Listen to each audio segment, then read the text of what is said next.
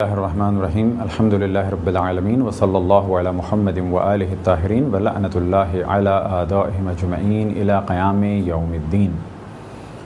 موضوع گفتگو روزوں کے احکام، اور ہماری اس گفتگو کا عنوان ہے وہ جگہیں کہ جہاں پر صرف قضا روزے ادا کرنا واجب ہیں، کفارہ ادا کرنا واجب نہیں۔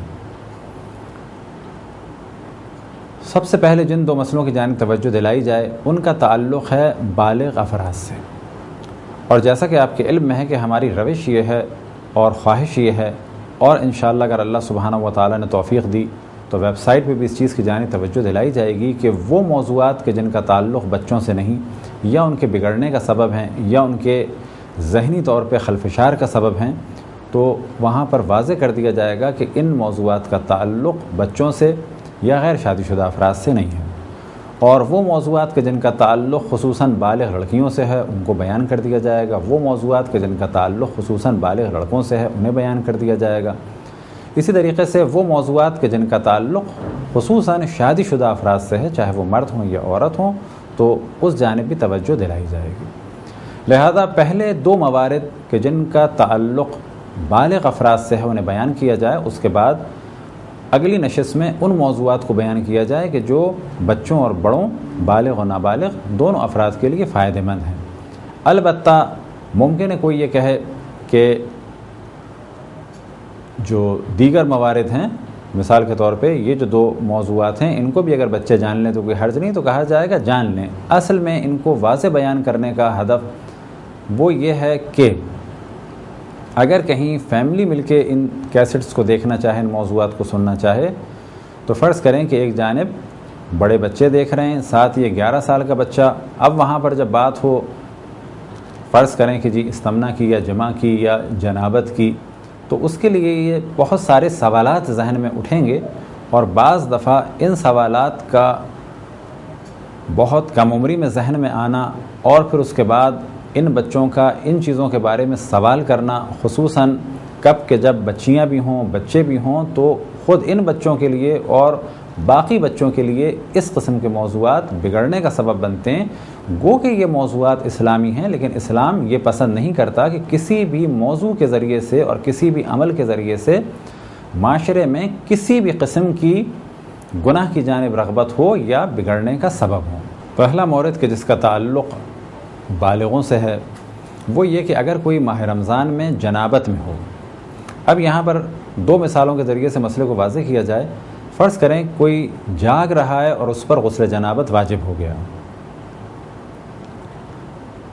اور پھر یہ سو گیا، سونے کے بعد اس کی آنکھ کھلی تو یہ اس کی پہلی نیند ہے۔ پھر یہ اسی ارادے کے ساتھ سویا کہ مجھے غسل جنابت کرنا ہے، اور غسل جنابت کرنا اس کے لیے ممکن بھی تھا، جگہ بھی تھی اور پانی بھی تھا اور اس کا ارادہ بھی تھا، تو پہلی نیند کے بعد یہ اسی نیت سے دوبارہ سو گیا۔ اب اگر اس کی آنکھ نہ کھلی یہاں تک کہ فجر ہو گئی،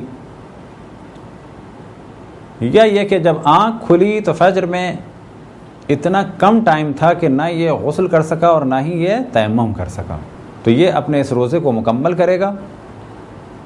اکثر مراجع کا فتویٰ یہی کہ احتیاط کرے، اس روزے کو اپنے مکمل کرے، ہر اس کام سے بچے کہ جس سے روزہ باطل ہوتا ہے، اور ماہ رمضان کے بعد اس روزے کے بدلے ایک عدد روزہ قضا کے طور پر ادا کرے۔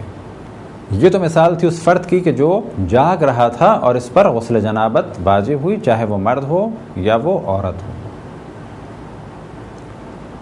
دوسری مثال ایسا شخص کہ جس پر سوتے میں غسل جنابت واجب ہو گیا۔ فرض کریں کہ سوتے میں اسے احتلام ہو گیا، اب اس کی آنکھ کھلی اور اسے علم ہوا کہ مجھ پر غسل جنابت واجب ہو گیا ہے۔ اب جو یہ سوئے گا یہ اس کی پہلی نیند ہوگی، لیکن یہ سویا کس نیت سے کہ ابھی کچھ دیر باقی ہے، میں سو بھی سکتا ہوں، اٹھ بھی جاؤں گا، الارم لگایا ہوا ہے، پانی بھی موجود ہے اور اتنی گنجائش ہے کہ میں غسل کر لوں گا، تو یہ سویا، یہ اس کی پہلی نیند۔ اس کے بعد آنکھ کھلی اور اس کا ارادہ یہی تھا کہ ابھی کچھ دیر باقی ہے اور اچھا خاصا ٹائم باقی ہے کہ میں کھا بھی سکتا ہوں اور غسل بھی کر سکتا ہوں، پھر دوبارہ سو گیا۔ اب اگر اس کی آنکھ نہ کھلی یہاں تک کہ سحری ہو گئی، یا یہ کہ جب آنکھ کھلی تو اب اس کے پاس نہ غسل کا وقت ہے اور نہ ہی تیمم کا وقت ہے کہ جو غسل کے بدلے کیا جائے، تو ایسا شخص بالکل جیسے پہلے بیان کیا کہ اس روزے کو مکمل کرے گا، ہر اس چیز سے بچے گا کہ جس سے روزہ باطل ہوتا ہے، اور ماہ رمضان کے بعد اس روزے کے بدلے 1 عدد روزہ رکھے گا قضا کی نیت سے، کفارہ واجب نہیں ہے۔ بس پہلا مورد یہ کہ اگر کوئی جنابت کے عالم میں ماہ رمضان میں سو جائے اور دوسری نیند یا تیسری نیند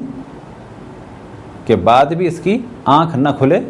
تو اس پر قضا لازم ہے، کفارہ لازم نہیں ہے۔ دوسری نیند کون سی ہے، تیسری نیند کون سی ہے، دونوں مثالوں میں واضح ہو گیا کہ وہ شخص کے جو جاگ رہا تھا اور اس پہ غسل جنابت واجب ہو گیا، اب جو یہ سوئے گا یہ اس کی پہلی نیند ہے، اور وہ شخص کے جو سو رہا تھا اور اس پہ غسل جنابت واجب ہوا تو جب وہ اٹھے گا اور اسے علم ہوگا کہ مجھ پر غسل جنابت واجب ہو گیا، اس کے بعد جو سوئے گا وہ اس کی پہلی نیند ہوگی، نہیں یہ کہ جس نیند میں اسے غسل جنابت واجب ہوا وہ اس کی پہلی نیند نہیں ہے، جاگنے کے بعد پھر جب وہ سوئے گا وہ اس کی پہلی نیند ہوگی۔ دوسرا وہ مورد کہ جہاں پر فقط قضا لازم ہے، کفارے کی ضرورت نہیں، اگر کوئی شخص غسل جنابت بھول جائے، البتہ بھولنے سے کیا مراد، نہیں ہے کہ سستی اور کاہلی میں ترک کیا ہو، اس پر غسل جنابت واجب ہو گیا لیکن وہ بھول گیا اور 1 دن کے بعد یا کئی دن کے بعد اسے یاد آیا، تو جتنے دن کے بعد بھی اسے یاد آیا